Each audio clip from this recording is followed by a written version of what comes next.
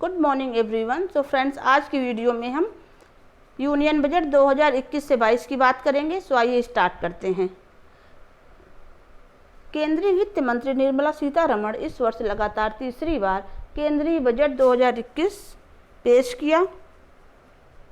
इस वर्ष का बजट पूरी तरह से पेपरलेस रूप में प्रस्तुत किया गया।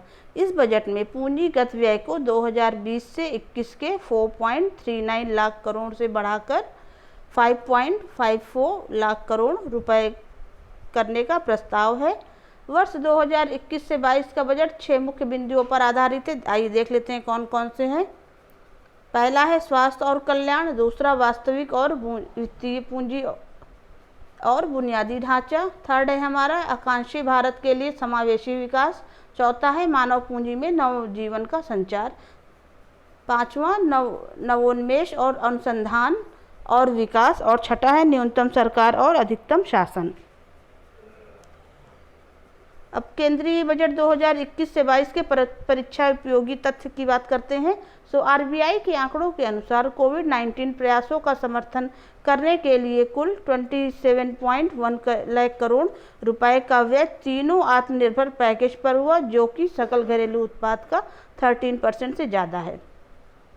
राष्ट्रीय स्वास्थ्य मिशन के अलावा 6 स्तंभों में से पहली आत्मनिर्भर योजना में 6 साल में 64,180 करोड़ रुपए के परिव्यय के साथ आत्मनिर्भर स्वास्थ्य योजना की शुरुआत की जाएगी। इसके अलावा सरकार 15 स्वास्थ्य आपातकालीन केंद्र भी स्थापित करेगी।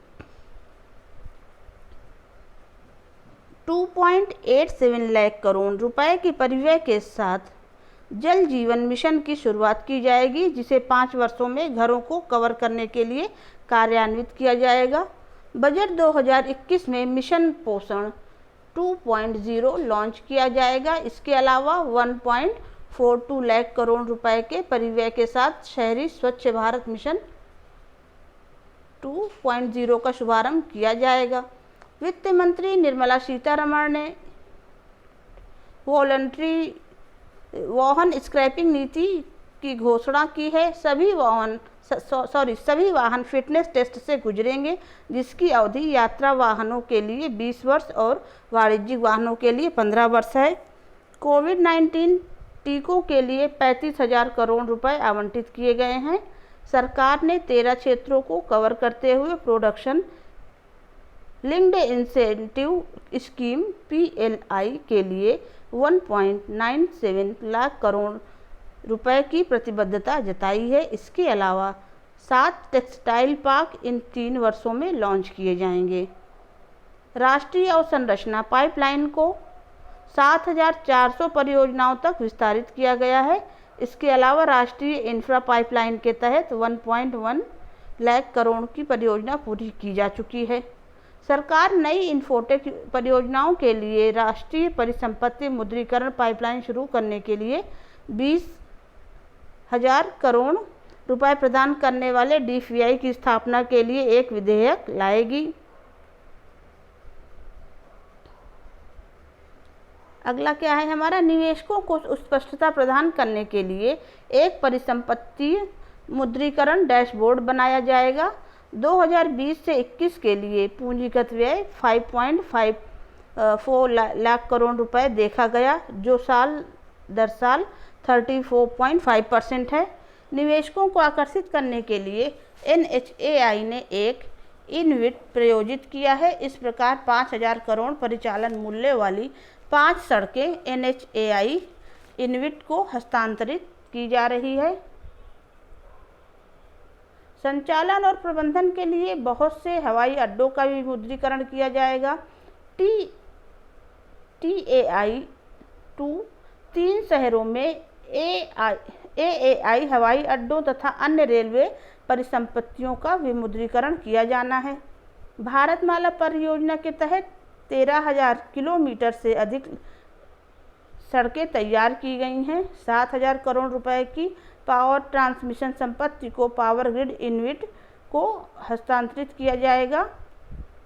ब्लूमबर्ग की रिपोर्ट है कि वित्त वर्ष 2021 के लिए राजकोषीय घाटा GDP का 9.8% और वित्त वर्ष 2022 के लिए 6.8% रहेगा। सरकार राष्ट्रीय राजमार्ग परियोजनाओं के लिए तमिलनाडु में 1.03 लाख करोड़ रुपए, केरल में राष्ट्रीय राजमार्ग परियोजनाओं के लिए 65,000 करोड़, पश्चिम बंगाल में राष्ट्रीय राजमार्ग परियोजनाओं के लिए 25,000 करोड़ रुपए आवंटित की जाएगी। दिसंबर 2023 तक ब्रॉड रेल मार्गों का पूरा 100% विद्युतीकरण कर लिया जाएगा। छोटी कंपनियों की परिभाषा को अपडेट करने के लिए 50 लाख रुपए की शुद्ध संपत्ति से करोड़ों रुपए तक जुटाने का प्रस्ताव है। 1 लाख से अधिक आबादी वाले 42 शहरी केंद्रों में वायु प्रदूषण की बढ़ती समस्या से निपटने के लिए 2217 करोड़ रुपए प्रस्तावित है। अनुपूरक पोषण कार्यक्रम और पोषण अभियान का विलय, मिशन पोषण 2 का शुभारंभ किया जाना, पोषण संबंधी सामग्री वितरण और परिणाम को मजबूत करने के लिए आकांक्षी जिलों में पोषण परिमाणों में सुधार के लिए गहन रणनीति बनाई जाएगी। बजट 2021 में भारतीय रेलवे के लिए 1.1 लाख करोड़ रुपए की घोषणा की गई है। भारतीय रेलवे के लिए 1,10,055 करोड़ रुपए का रिकॉर्ड उपलब्ध कराया गया है। कुल खर्चे में से 1,07,100 करोड़ रुपए 2021 से 22 में पूंजीगत व्यय के लिए उपलब्ध कराए जाएंगे। सरकार की योजना भारतीय जीवन बीमा निगम में अपनी हिस्सेदारी का हिस्सा बेचने की है। सार्वजनिक क्षेत्र में बैंकों के लिए 20,000 करोड़ रुपए जुटाने की योजना की गई है। बीमा क्षेत्र में FDI को अब 49% से बढ़ाकर 74% करने का प्रस्ताव है। अगला देख लेते हैं तो सौर ऊर्जा निगम को 1,000 करोड़ रुपए तथा अक्षय ऊर्जा विकास एजेंसी को 1,500 करोड़ रुपए प्रस्तावित है। जम्मू कश्मीर के लिए एक नई गैस पाइपलाइन परियोजना की घोषणा की। केंद्र ने सार्वजनिक बसों के लिए 18,000 करोड़ रुपए देने की घोषणा की है। कृषि ऋण लक्ष्य को बढ़ाकर 16.5 लाख करोड़ रुपए करने का प्रस्ताव किया गया है। धान किसानों को भुगतान की गई कुल राशि 2020 से 21 में 1.72 लाख करोड़ हो गई है। सरकार ने उज्ज्वला योजना के लाभों को अतिरिक्त 1 करोड़ लोगों तक पहुंचाने की घोषणा की है। यह योजना वर्तमान में 12 करोड़ परिवारों को लाभान्वित करती है। स्वच्छ पेयजल ईंधन प्राप्त करने के लिए यह योजना वर्तमान में 12 करोड़ परिवारों को लाभान्वित करती है को स्वच्छ पेयजल ईंधन प्रदान करने के लिए आगे बढ़ाया जाएगा। 50 लाख रुपए की मौजूदा सीमा से पूंजी आधार को 2 करोड़ रुपए तक बढ़ाकर छोटी कंपनियों की परिभाषा को संशोधित किया जाएगा। 1 अप्रैल 2021 से शुरू होने वाले वित्त वर्ष के लिए विनिवेश रसीदें 1.75 लाख करोड़ रुपए रखी गई हैं। सरकार ने संशोधित सुधार आधारित परिणाम आधारित बिजली वितरण क्षेत्र योजना शुरू करने की दिशा में बजट में लगभग करीब 3.60 लाख करोड़ रुपए आवंटित किए हैं। राष्ट्रीय शिक्षा नीति के तहत 15,000 से अधिक स्कूलों को गुणात्मक रूप से मजबूत किया जाएगा। डिजिटल पेमेंट को बढ़ावा देने के लिए 1,500 करोड़ रुपए का निवेश किया गया है। गोवा सरकार को पुर्तगाली से राज्य की मुक्ति की जयंती समारोह के लिए 300 करोड़ रुपए आवंटित किए गए हैं। गिग और प्लेटफॉर्म श्रमिकों के लिए सामाजिक सुरक्षा लाभ को बढ़ाया जाएगा। यह भारत में परिवहन, उबर और ओला, खाद्य वितरण, स्विगी और जोमेटो जैसे क्षेत्रों में ऑनलाइन प्लेटफॉर्म प्रदाताओं और IT और सॉफ्टवेयर फर्मों में अनुबंध श्रमिकों के अलावा लगभग 15 मिलियन गिग श्रमिकों को प्रभावित करेगा। बंगाल, असम के चाय श्रमिकों के लिए 1,000 करोड़ रुपए की घोषणा। वित्त वर्ष 2020 से 21 में राजकोषीय घाटा सकल घरेलू उत्पाद का 9.5%, जबकि 2021 से 22 के लिए राजकोषीय घाटा सकल घरेलू उत्पाद का 6.8% अनुमानित है। आगामी जनगणना भारत की पहली डिजिटल जनगणना होगी। इस महत्वपूर्ण कार्य के लिए वर्ष 2021 से 22 में 3,768 करोड़ रुपए आवंटित किए गए हैं। वित्त वर्ष 2021 में 30,000 करोड़ रुपए से ग्रामीण इंफ्रा डेवलपमेंट का आवंटन बढ़कर अगले वित्त वर्ष के लिए 40,000 करोड़ हो गया है। 5 प्रमुख मत्स्य पालन केंद्रों के विकास की घोषणा की गई है। 1,000 और मंडियों को इलेक्ट्रॉनिक्स राष्ट्रीय बाजार के साथ एकीकृत किया जाएगा। केंद्रीय विश्वविद्यालय लेह लद्दाख में स्थापित किया जाएगा। 22 और खराब होने वाली वस्तुओं को कवर करने के लिए ऑपरेशन ग्रीन योजना है।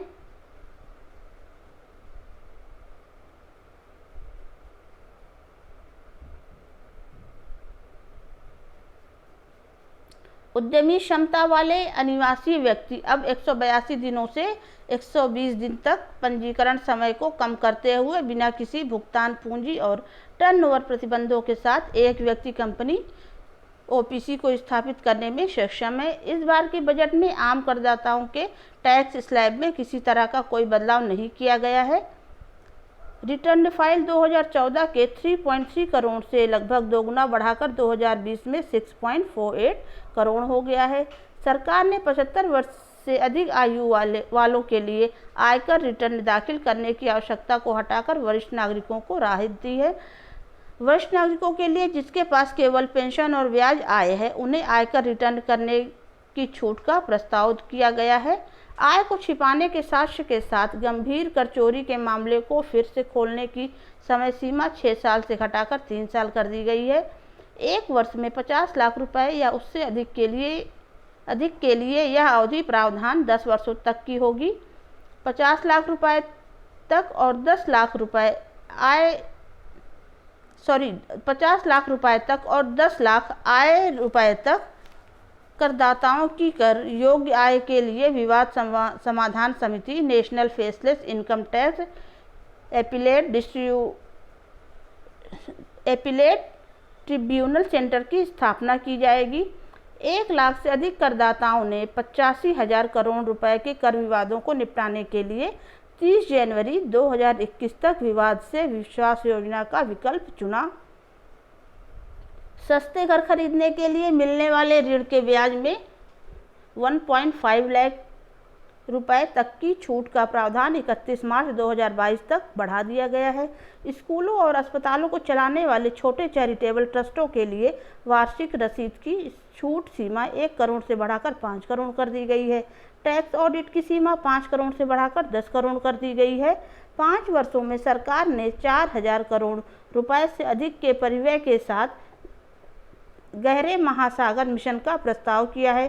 नियोक्ताओं द्वारा कर्मचारी के पीएफ में योगदान की देर से जमा को नियोक्ता को कटौती के रूप में अनुमति नहीं दी जाएगी।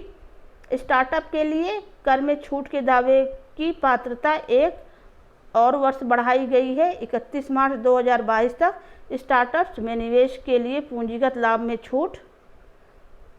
इसके बाद हमारा प्रोविडेंट फंड में कर्मचारी योगदान की देर से जमा के लिए नियोक्ताओं को कोई कटौती नहीं।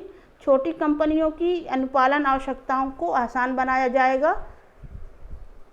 थ्रेशोल्ड शेयर पूंजी 2 करोड़ रुपए और 20 करोड़ रुपए के कारोबार वाली छोटी कंपनियां होंगी। गैर सरकारी संगठनों, निजी स्कूलों और राज्यों की साझेदारी में 100 नए सैनिक स्कूल स्थापित किए जाएंगे। 2021 से 22 के बजट में सोने और चांदी पर सीमा शुल्क को युक्तिसंगत बनाया जाएगा। कपास पर सीमा शुल्क बढ़ाकर 10% से 15% कर दिया गया है। सोलर लालटेन पर सीमा शुल्क सोलर लालटेन पर सीमा शुल्क में 5% की कटौती और कॉपर स्क्रैप पर ड्यूटी 5% से 2.5% कर दिया गया है। Okay friends, thank you so much.